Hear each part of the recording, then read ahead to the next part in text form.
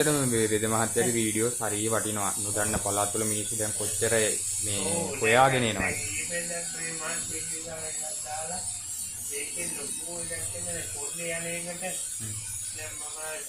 දැන් ඉංග්‍රීසි වේදකමෙන් ඇත්තට සෙතක් වුණා නම් ඔහොම හොයාගෙන එන්න ඕනේ නෑනේ. ඔව්.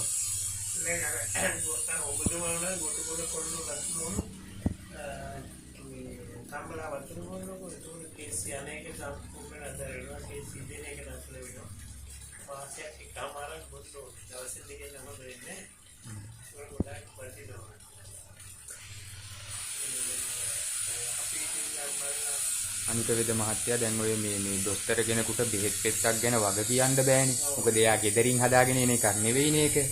කම්පැනි කාර්යයන්ගේ බෙහෙත්නේ.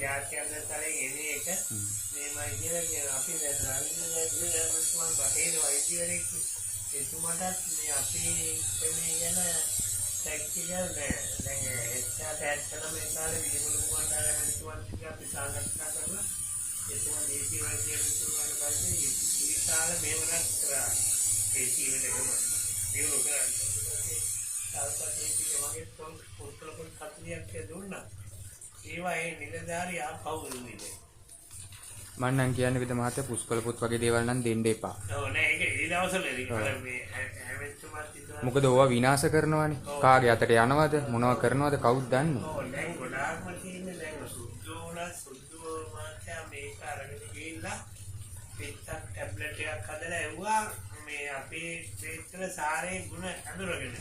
ඔව් ඒ තියෙන්නේ ඉතින් කරලා නේද? දැන් රොබර්ට් නොක්ස් කියන පුද්ගලයා අනුකල්පතුමා එතුමා ලංකාවේ චූ කරන්නවත් තැනක් නැහැ කිව්වලු ඒ තරම් ඖෂධ කිව්වා.